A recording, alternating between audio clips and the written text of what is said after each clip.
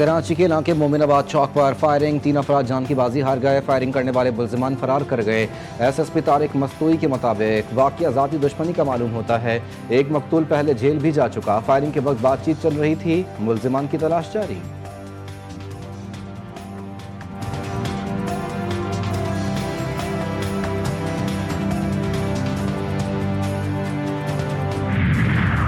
Australia میں طوفان کے باعث ہواؤں کی رفتار 62 میل فی گھنٹہ تک جا پہنچی،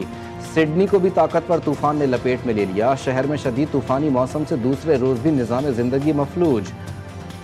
55 سے زائد ملکی پروازیں منسوخ، بین الاقوامی پروازوں میں بھی تاخیر کا سامنا۔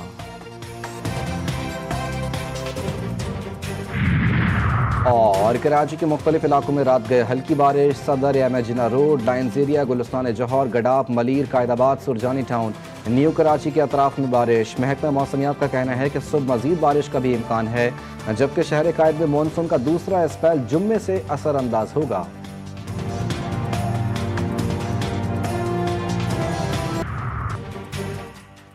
ملک میں چینی کی بڑھتی قیمتوں سے حکومت پریشان، ایک بار پھر چینی درآمد کرنے کا فیصلہ کر لیا، سرکاری سطح پر 5 لاکھ ٹن چینی درآمد کی جائے گی، یہ چینی عوام کو سستے داموں فراہم کی جائے گی۔ مہنگی چینی بیچنے اور ذخیرہ اندوزوں کے خلاف کریک ڈاؤن کا بھی فیصلہ، ناجائز منافع خوروں کے خلاف انتظامیہ کو متحرک کیا جائے گا۔ مافیا پہلے چینی برآمد کرتا ہے اور پھر درآمد کرتا ہے، امیر جماعت اسلامی پاکستان حافظ نعیم الرحمان کی حکومت پر شدید تنقید، کہا تنخواہ دار طبقہ ٹیکس دے رہا ہے، جاگیردار ٹیکس نہیں دے رہے، حکومت اپنی مرضی کے فیصلے چاہتی ہے۔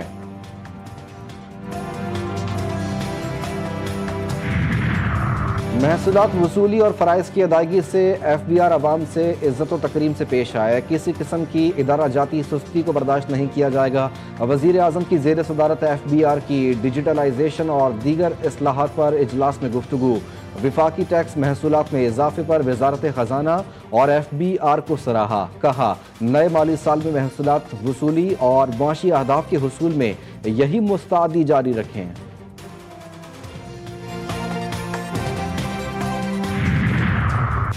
سرنڈر کرنا پاکستان کی ڈکشنری میں نہیں، بھارت امن کے لیے مذاکرات کرے، چیئرمین پیپلز پارٹی بلاول بھٹو کی بھارت کو مذاکرات کی دعوت، کہتے ہیں دہشت گردی ایک عالمی مسئلہ ہے، بھارت الزام تراشی کے بجائے دہشت گردی کے خاتمے کے لیے عالمی کوششوں کا حصہ بنے، پاکستان دہشت گردی کے خلاف ہراول دستے کا کردار ادا کر رہا ہے، عالمی برادری دہشت گردی کے خلاف جنگ میں پاکستان سے تعاون کرے۔ بلاول بھٹو نے کشمیر جیسے تصفیہ طلب مسائل پر بات چیت کو ضروری قرار دیا۔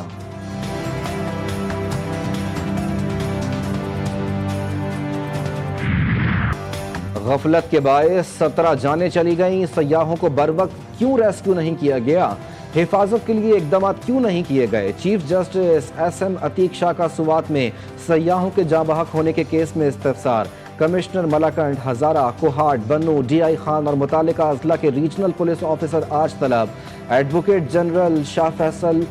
انتقاخیل نے بتایا کہ ایئر ایمبولنس موجود ہے، وقت کم ہونے کی وجہ سے اس کو استعمال نہیں کیا جا سکا، عدالت کا آئندہ سماعت پر رپورٹ جمع کروانے کا حکم۔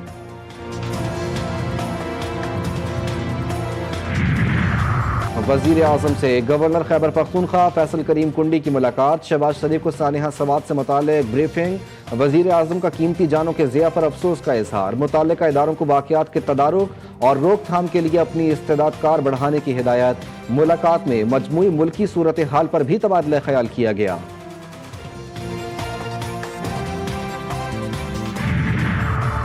خیبر پختونخوا میں ہنگامی حالات کے لیے جدید ریسکیو سامان اور ڈرون ٹیکنالوجی خرید لی گئی، ہنگامی صورتحال سے نمٹنے کے لیے ڈرونز کے ذریعے لائف جیکٹس اور دیگر سامان کی ترسیل کی مشقیں، ریسکیو آپریشنز کی کارکردگی بہتر ہوگی۔